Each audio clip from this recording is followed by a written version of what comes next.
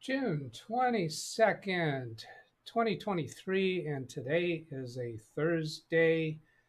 Good morning to you. And why are you still seeing the thumbnail? It's not time yet. See, when I mention the word time, and you get this clock, you get the sweep of the clock hand. Go mute everything. How did he do that?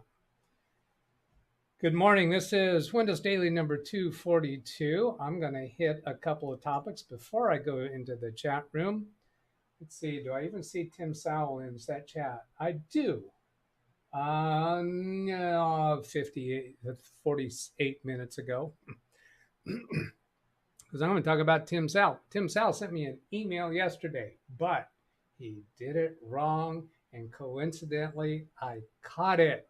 What happened is it got blocked as spam because he didn't send it to the right email address. He sent it to my personal email address instead of DougBetts at LiveWindowsTraining.com. So I only saying this not to chastise Tim, but he's used my regular email address for many, many years before I started Live Windows Training. But he sent to my Doug at DougBetts.com. And the reason why that was a problem is because it got filtered into spam because he was sending me a scam email as an example to show on the show. If he sent it to DougBetts at Live Windows Training, that every one of those messages gets priority. It stays in my inbox. It's more noticeable if you send to DougBetts at LiveWindowsTraining.com.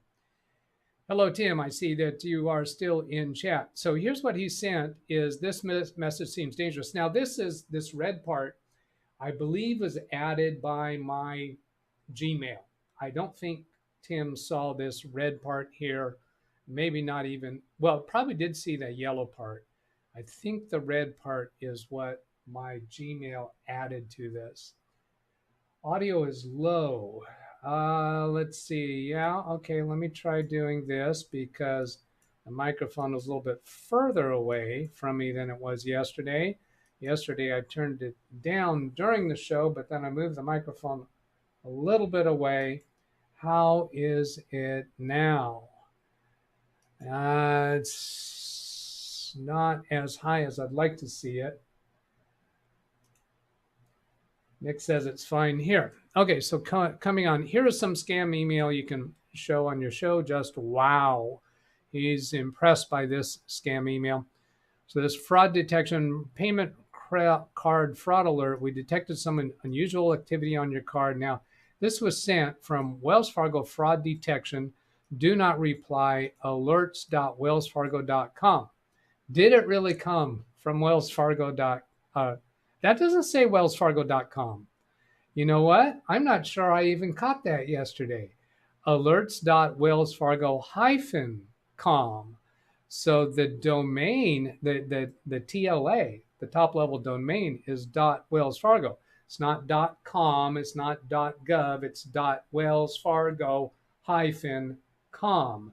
That's a totally bogus domain name. Action required, please review recent card activity. Please review these transactions, respond as soon as possible. If we don't hear back from you, future transactions may be declined. Do you recognize these transactions? Hot list, best pry, golden Kala, Ra, whatever. $2,900, $2,400. What you need to do. If you don't recognize this activity, please visit the link immediately. They want you to click on the link in an email. No, no, no, never do that. Never do that. Never do that. Where is the link anyway? I think the link might have gotten stripped from the email. Click here to cancel these payment. So there's no link there. If you've already verified these transactions, nothing you need to do. You received this notification because you're a cardholder or authorized representative for this account. So total scam. I wonder if this file blocked for security reasons. I can't even download that. Downloading the attachment is disabled. The email has been identified as phishing. If you want to download it, if you trust this message, click not spam. Well, I'm not going to do that. But anyway, thank you, Tim, for sending that. Now, another thing that happened, because Tim sent this, let's see, how did this happen? See up here, I've got this flag for my label 2023-622. So that's how it's supposed to show up in my Gmail folder for today, but it doesn't show up there. If I come down here to my 2023-0622, that matches right down there. When I click on that, we should find Tim's email there, but we don't. The only thing in here is an email from me to me. Now, was that a legitimate sender? Am I a legitimate sender? When I go in here, I only put this in. I did this morning, 19 minutes ago. I didn't really need to put Brian's comment in here. It's in the chat room currently, but I wanted to demonstrate something because somebody asked in the past, and he said in chat, is it just me or does this stuff over here on the left side look wonky? I don't know what word they use. I don't think it was wonky, but see how that Brian Lightfoot looks a little bit raised compared to the time. That's what happens when I just do a straight copy and paste from the chat room into an email. And if I do that, sometimes I do that to a calendar item. Here it is on a calendar item where I pasted that same comment here, and it doesn't have that raised thing, but it's missing spaces. When I first started doing this copy and paste, I was fixing that formatting. Then I decided it doesn't matter. So this was my note to myself to explain this crunched text when I do these copy and paste type of things. And then I'll go to channel comments, and then we'll get over to the chat room, because right now I'm responding to things that came along in comments. Here's Rand 9072. And that is, let's see, this adds a new tab. We know that is Rand Israel. That's his channel URL is Rand 972. That's the way it shows up when he makes comments. It says when you pop out the chat window, it automatically defaults to top chat view. I experimented that a little bit this morning, and I want to show you what's happening here is right now you see this chat window as top chat, and if I switch this to live chat, there's sometimes when that makes a difference. I don't even remember when it is. There's sometimes certain chat messages will be missing when you're looking at top chat. And maybe it's when there's people that are non-moderators. I don't know. But anyway, I have it on live chat now. So if I go pop out chat, watch what happens to that. Now that shows as top chat. So it switched from live chat to top chat. Now I have to switch it again. So he was absolutely correct about that. I did not know that until it first got pointed out a little bit yesterday, but then we got this further clarification from Rand Israel. So thank you. You get a thumbs up, you get R. This one, I read this comment. I thought, oh, what a nice comment. This video is so well presented. Great job. And then I looked over here to see what video is referring to. It's referring to yesterday's Windows Daily. Oh, how nice that is. Who is that? By YouTube Views 0796. Really? Ugh. No, what you get is you get a report for unwanted commercial content. Now, the reason for that is because this was not a person who actually watched the channel. This is a bot that goes out and does this on channel after channel after channel. If I go click on their channel and see what's here, we find they've got ytviews.io, how to place your first order. That's what they're telling us, how to place first order. There's nothing on playlists. There's nothing on channels. About says that this was created March 22, 2021. Please do not ever buy views. That is harmful to your channel. YouTube recognizes that those are views that were purchased. And now this is my deduction. I don't have documentation about this, but my deduction, if I were YouTube, here's how you can, people ask, how does the YouTube algorithm work? Well, imagine yourself being YouTube, being the YouTube algorithm. What is your objective? Your sole objective is to get people to watch more shows, spend more time on YouTube. Does raising somebody's level or priority in the algorithm because they have views that the algorithm can recognize as purchase views. Is that a video that you want to be showing to other people? No, it is not. And I think the YouTube algorithm knows that you've been doing this kind of thing and probably pushes you down a little bit, especially if most of your views are purchased views. So if you have a young YouTube channel, please don't do that. I'm certain you're harming yourself. So you do not get a thumbs up. You do not get a heart. What you do get is a report. Unwanted commercial content or spam. Report. Hide the user on my channel. And okay. Now, let's come over to the chat room.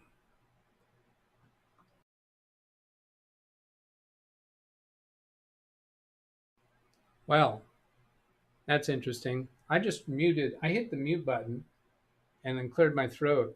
I'm not certain that I got muted. Did you hear me clear my throat? Number 3 in chat. Type a 3 in chat if you heard me clear my throat. I'm not asking you for a yes or no answer because by the time I see your yes or no answer, I don't know what you're talking about. Tinsal, good morning. Nick Poverman, sorry, but I will not be making jokes about the missing sub. That kind of humor is beneath me. Brian Lightfoot, what a coincidence. I recently clicked on the URL of an art gallery live channel and got trailers about computer repairs. For those who didn't click into my channel before this live stream started, you don't know that I had some art on display during the trailer. Hello from Las Vegas. Selden Ball likes the music that was playing during that trailer. Greetings to all, even those who missed the pre-show. 65 degrees, partly sunny. Nick Poverman, coming from the missing sub. Hold on. There. Coming from the missing sub, Alexa, play Air Supply. I had to press the mute button over there. I actually read that twice. I said, Alexa, play Air Supply. That's got something to do with the context. Oh, it's a submarine. Air Supply. Oh, okay, I get it. Audio lowers it. Tim Sal, Greg M, guess it's me. No, I don't think it was you. I think I turned the audio up. And I still, looking at well, it's into the yellow. That's probably good. I had to turn up my AVR volume. Hi from this person. Mike Wojcik, hello. Let's see, how do I find out who that is? Well, not who it is. I'm not going to go to the person's channel. Because sometimes people don't like that. But I'll say translate, and I'll just find out what the name is. Eleni Goilo.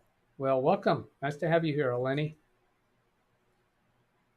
Mike Wojcik, hello, Dennis. DougBetts, gmail.com. I'm fused. DougBetts.com. Oh, my DougBetts.com and my LiveWindowsTraining.com are both hosted by Google. So it is Gmail. That's the explanation for that. You don't have to have @gmail.com to have Gmail. You can have a custom domain name registered through Google, and they are Google is my mail server. Nick Poverman, fine here. That's referring to the audio. Rick Lakes, hello. Speedy C, hello. Speedy C was with us in the Fortnite channel this morning. And Wintermute, you can have a personalized domain on business Gmail, right? And that's exactly where it's done. Go take a look at that. Yeah, custom email, your company name. And I think Google can even be the registrar. I think so. Don't quite remember that. Because I had that domain name before I moved it to Google. That domain name previously was with Network Solutions. I think I moved it, so it's hosted at Google now. Hello, Alice. Lawn Dog says, okay, I'd be here a little late because I was making breakfast. And boy, is it good little bits of green chilies. Oh, I haven't checked to see who has a show this morning. Who has a show? You have a show. You have a show. You get a redirect, and you get a redirect. Thank you, Oprah. Carrie, Josh, and guess what? Surprise, surprise. Carrie has a mini PC. Guess who else has a mini PC this morning? Let's see. Go back to chat. Lundog, in my scrambled eggs, a few other ingredients from the refrigerator. Dennis, I gave 5 levels while finishing my fortnight weeklies. Ellen Barsness, good morning to you. Greg M, YouTube is stupid. Stupido. No option to change it to always live chat. That is right. Alice, I hate bots. Long Dog, please be careful, Doug. You should know that my digital assistant responded to your request. Yeah, I'm sorry. I shouldn't have done that. Greg M, what did I even say? Oh, it was about the submarine thing. Greg M sold their Google domain service to Squarespace, I see. Oh, did they? Did not know. Gmail.com hosting, did not know that. Alice, are mini PCs more powerful than all-in-ones? Well, not necessarily. You can get different levels of mini PCs and you can get different levels of all-in-ones. If a person were to compare feature by feature between the all-in-ones and the mini PCs, and then look at the price, if you were able to find an all-in-one and a mini PC that had the same CPU, same graphics, same memory, same drive storage, and then compare the prices, it's still difficult to call that apples for apples. In my opinion, particularly with my clients, my business clients, they're not looking to save $50 here or there, even $200 here or there. They want computers that will work, be good and comfortable and convenient for them. So the large law office that I was talking about yesterday, they had made a decision a while back for when we get their new computers, they want Dell Towers. One of the reasons is they want them all equipped with DVD drives. And some of you are thinking, my gosh, who uses DVDs anymore? Well, in a law office that does workers' comp and getting reports from medical facilities, they are still sending them on CDs and DVDs. Sometimes they are digital, sometimes they're on memory sticks, but they still have enough CDs coming that they want that. Plus, it's a nice cup holder. You set the tray out and put your cup in. No, they don't do that. So, do you think I have an all-in-one here, or do you think I have a mini PC here? Put an A in chat for all-in-one. Put an M in chat for mini PC. Really? Now I see on my left side, there's another comment from Nick that has not shown up here yet.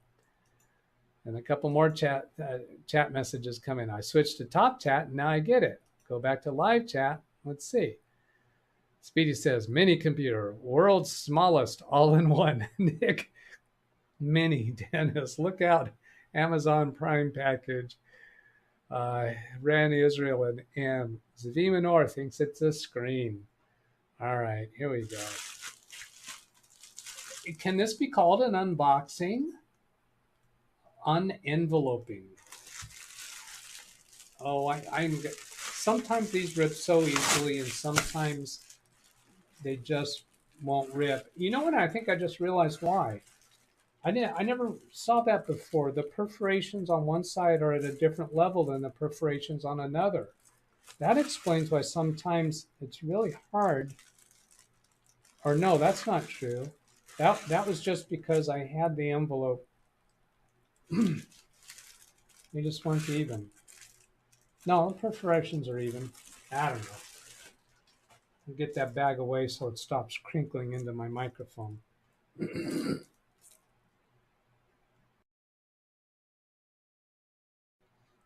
All right. Yeah. Oh, I see what's happening. When I hit the mute button on the Stream Deck, it does successfully mute, but I don't see the mute indicator on in Expert. So this is the one I showed you yesterday. I showed the specs for it yesterday. I am not going to set it up during this show. If you want to see the process of initializing a mini PC, Carrie Holzman does that. Live and unscripted. I'm not going to because you've seen that before. I'm just going to do the unboxing. So there it is. Here's specifications. Let's see, that camera's not going to autofocus because I have, yeah, I don't want to go to that camera. I'll get it up here and give you a better view of that. Let me get to the focus. Turn on autofocus and there. i5 11320H, 16 gigabytes of memory, 1 terabyte. It is a NVMe. Wi-Fi 6. So then, let's see, I'm going to switch this back to manual focus so it doesn't keep trying to change focus in and out. There's that cover off, and then there's no tape. 2 boxes inside. Wow. No, that's not 2 boxes. Oh yeah, it is. 2 items. There's the computer. Here's this box. I described this to a client as 6 inches by 6 inches. No, think not. In this box, Dennis says, can it run Fortnite? This one I did not purchase for Fortnite because this is from a client.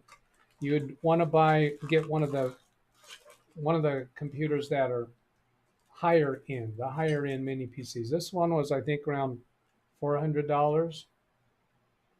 This, oh, wow, that's a ribbon cable. That's a ribbon cable with conductors on each end. What's that about? Some of you already know because you've been watching Carrie do these. That's a HDMI cable. Oh, I saw him showing that there were 2 HDMI cables. Yeah, here's the short HDMI cable for if you're mounting this on the back of a monitor. And, oh, that's a VESA mount. See, all the computers that I've mounted on VESA mounts have been larger. So this only uses 2 of the screw holes on the VESA mount. And the AC adapter. Ribbon cable is an extra cable for the SATA drive. Extra cable for the SATA drive. Oh, all right. This has an NVMe drive in it. So if you wanted to put a 2.5-inch SSD, that's what that ribbon cable would be for. Am I right? And then this has the power adapter, and this is not the standard PC cord. Like I saw Carrie unbox one the other day that had a standard AC cord connecting to the brick. So then here's the computer, the comparator, with a Go Fast sticker there. And it's got these handy dandy fancy pull tab.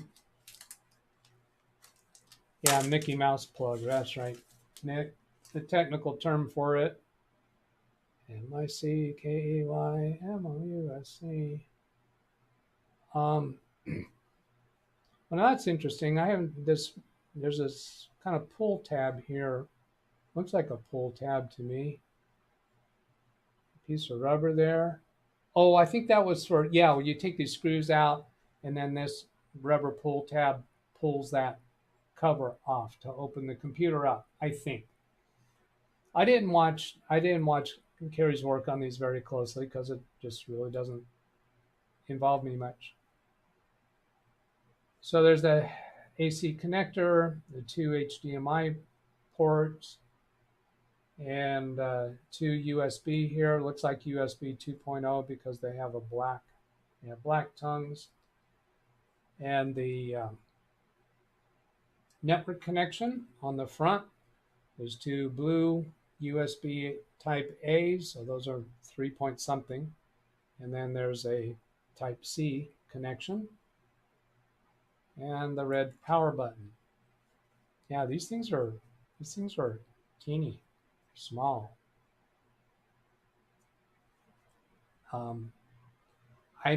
I'm tempted to go out onto the grass and see how well it does as a frisbee. There's a venting there that I can see the circuitry inside.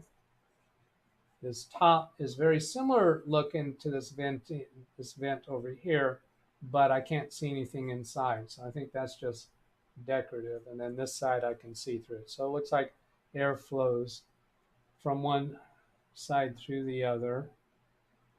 And there's a little pinhole here, and the lettering underneath says clear CMOS. It's a B-Link, which you already saw. And then quick setting button description, press delete to enter BIOS setup, press F7 to enter boot options menu. So that's convenient that they give those descriptions right here. All right, that's as far as I intend to go with that. On camera, I'll be setting this up for my client. Yesterday, I told you that I was going out to a client's office after the show because they had a computer that was blue screen and then restart and then trying to install updates. It would get to the desktop and then blue screen. So what I did is I went out there. Let's see, what was the state when I got there? Was it off? Blue screen? I don't know. It doesn't matter. I disconnected the Ethernet port. I think I held the power down to shut it off. Turn it back on. Let it go through. It went into recovery mode, repair mode. I went straight to uninstall updates, and I uninstalled the prior or the most recent quality update. Hang on.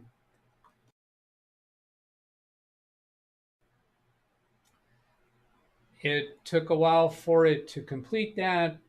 It restarted, got into Windows at the desktop just fine. I went into Windows updates. Let's see,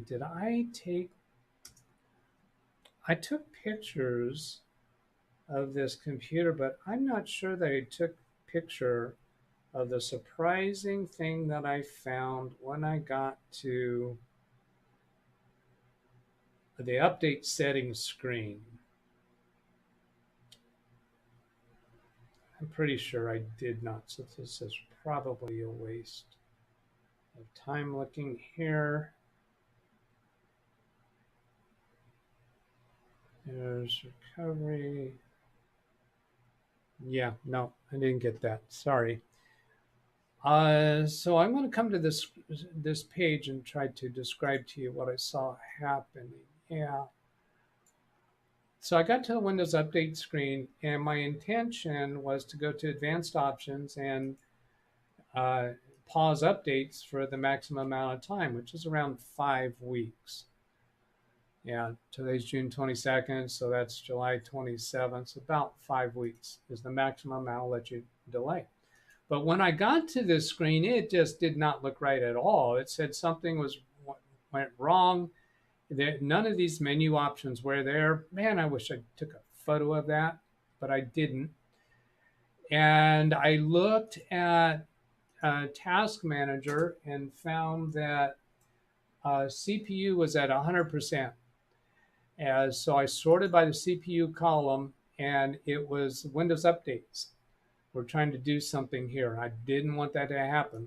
I tried to end task on the Windows updates by clicking on it and clicking down here. It would not let me do that. So then I went into services, Windows key R, services.msc, and then down to Windows updates. down here, there's these 2 items for Windows updates. Now this one says running right now, but I'm not actually installing an update now. And what I did here is I right-click and stop. So I just stopped that. I just stopped that for reals on Big Beast Build. And then I right-click on Windows Update, go to Properties, and go to Disable it, and click OK. So I actually did exactly those steps. And that brought the CPU back down to a reasonable state.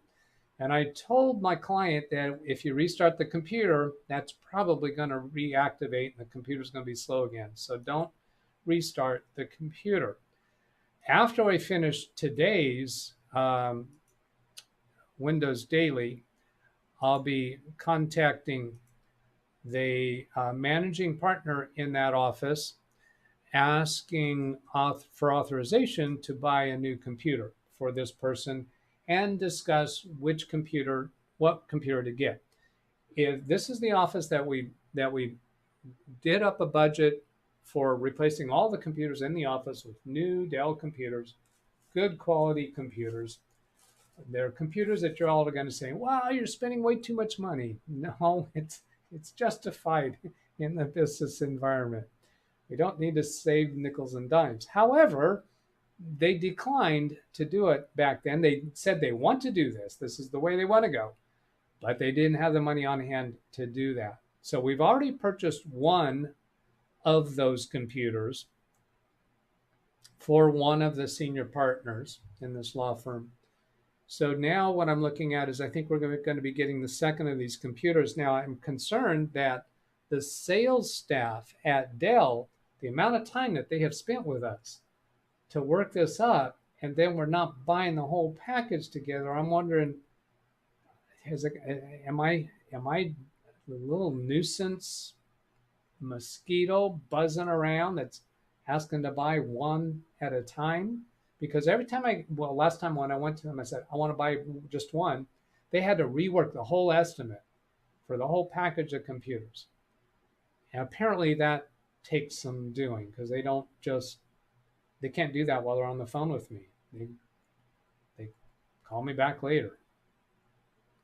Coincidentally, I got an email from somebody from Dell this morning introducing themselves as my new account manager because my former account manager now has a position elsewhere. So that's where that's at. Coming back to chat, where was I at? Right up here. Nope, that's not it. There's this Mickey Mouse plug, the confuser. I love the tab on the bottom to open these up, to pull the cover off. How heavy is it? How heavy is it? Where is it? It's so small it disappeared. It vanished. I put it back in the box. How heavy is it? Maybe a couple pounds. I got a kitchen scale in the other room. Do you want me to go get the kitchen scale and weigh it? Do you care that much to know? Nick says they're about 2 pounds. I'm watching you on my new B-Link Mini PC SER and AMD 5500U. Rick has a mini PC from Kerry. Not all that bad, to be honest. Lawn Dog Doug or anyone else in chat, after all these years, USB 3.0 and better, which is backwards compatible with 2.0 and why are we still seeing any 2.0 USB ports? I have one possibility beyond cheaper manufacturing costs potentially, but I would be curious as to your thoughts, Doug or anyone else. I've had some times when I've got a device that doesn't seem to want to work through 3.0 and I plug it into 2.0. I don't know if that's really a thing or if it was just a glitch. Do we need 2.0 ports? I don't really know that. But we do always seem to get USB 2.0 ports. I always choose to connect the keyboard and mouse if we're dealing with wired devices, even a wireless. I'll put in the transceiver in a 2.0 port. When they use 2.0 ports on this unit, they are taking up 2 spaces, which could easily be 3.0. That's his case for saying to do 3.0. Nick is saying it saves money. Is it because the circuitry for 3.0 is that much more expensive? Ran Israel Lawn Dog is cheaper. Keyboards and mice printers don't need USB 3. Lawn Dog says it's true because mouse plus key. Are we assuming that it's cheaper since they're doing it? Do we just make that deduction, or is there any documentation that it's actually cheaper? If there would be, I don't know. Nick to Wintermute, correct. Lawn Dog, yeah, but given the price of chips these days, I find it hard to believe that they're really saving all that much money. I agree with that. And what's the chances that somebody wants 4 3.0 ports or 3.x ports? They need more than 2.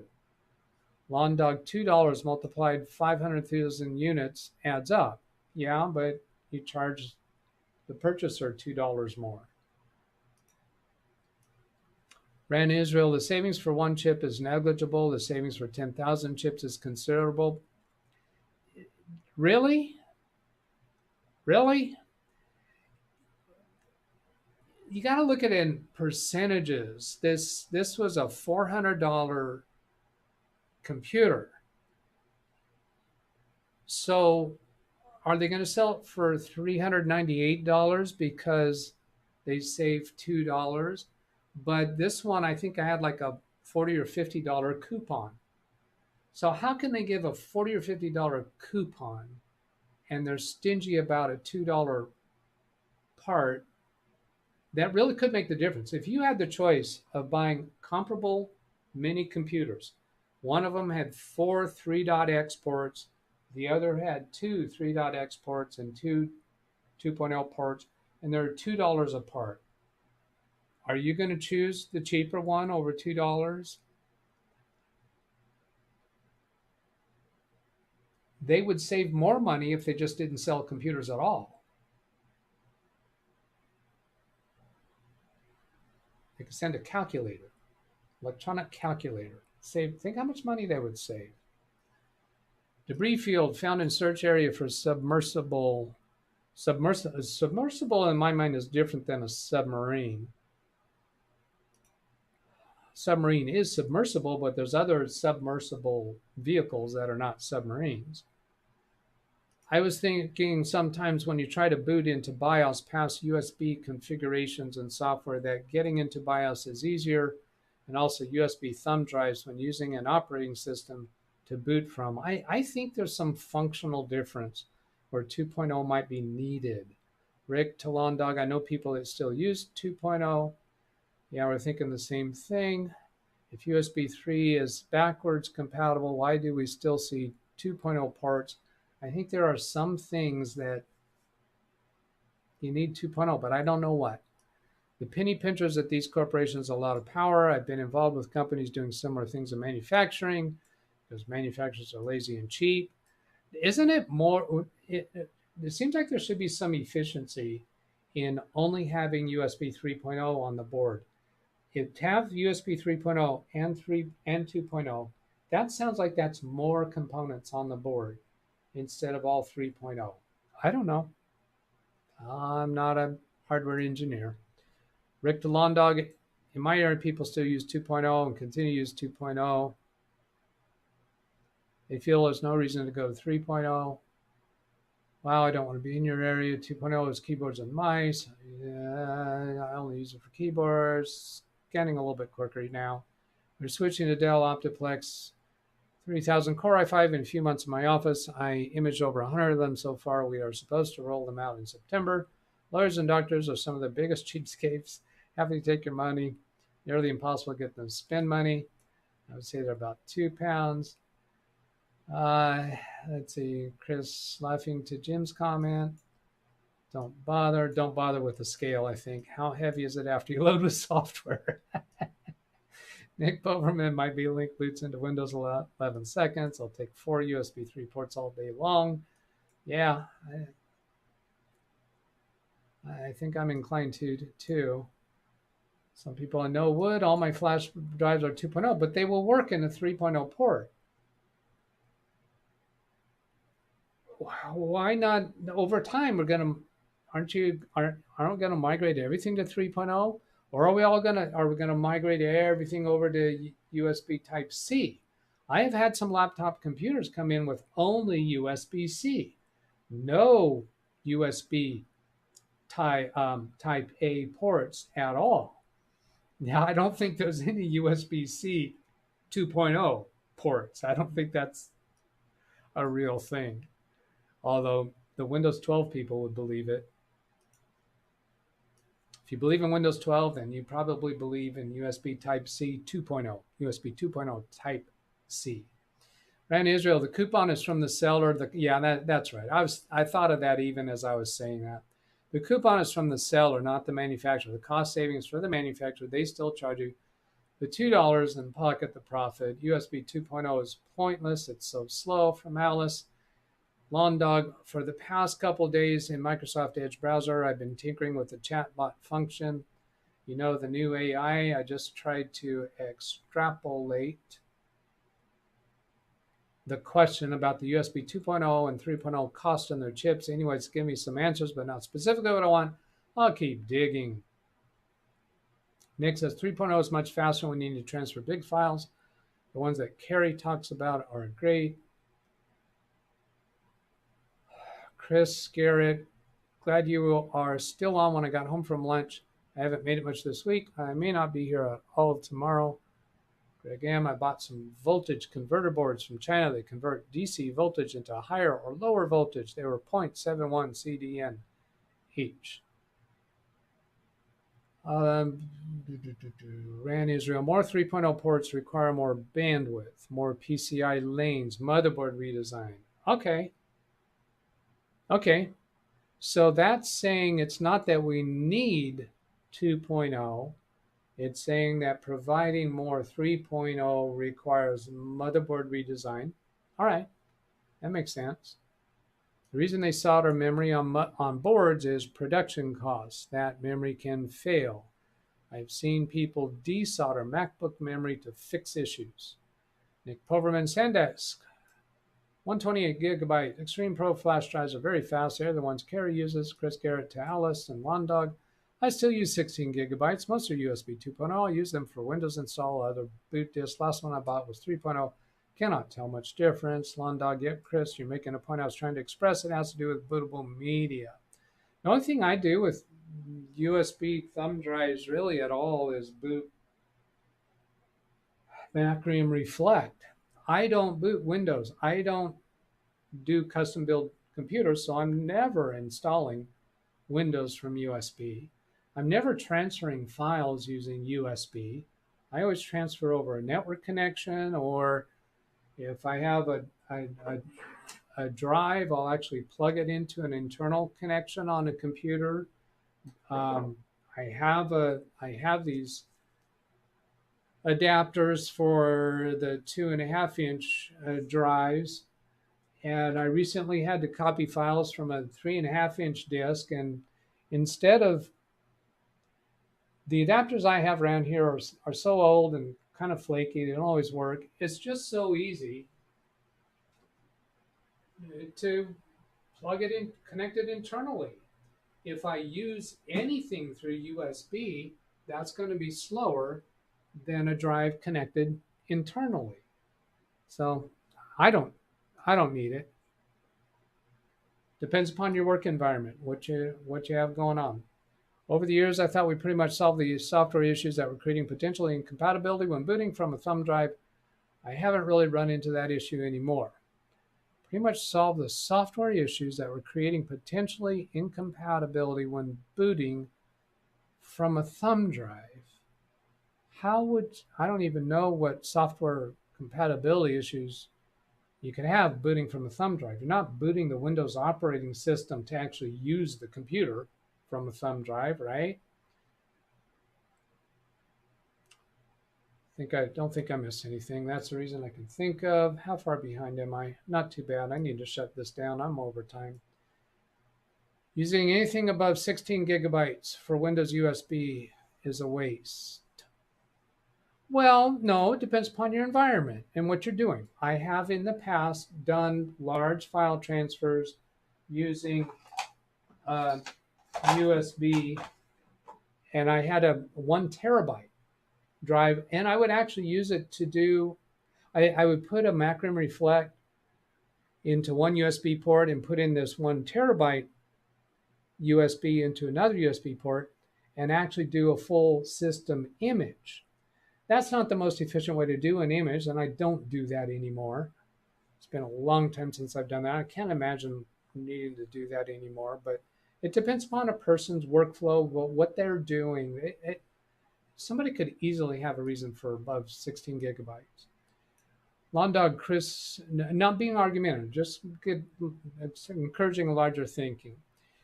Lawn Dog, USB 3.0 in the Windows operating system will install much faster than 2.0. I know I did it many times in school. We have both versions of machines for USB, and then I got out into the real world. Same thing, USB 3.0. When I saw a machine with that port, I had to install Windows. I was much happier, but it's not the end of the world. Greg M. Let's see. I think I'm gonna read all these after shutting down. Glanced over it. Yeah, I'm gonna go ahead and shut down here. All right. So there's the email address. If you'd like to send something to me by email that I'll respond to during a Windows Daily Show, I don't reply to the emails. That's the way to do that. Or you can leave a comment on any of my videos and they will show up on that screen that I had earlier today. You can certainly ask questions in the chat room. And that does it. Have a great day, everybody. Hasta la vista.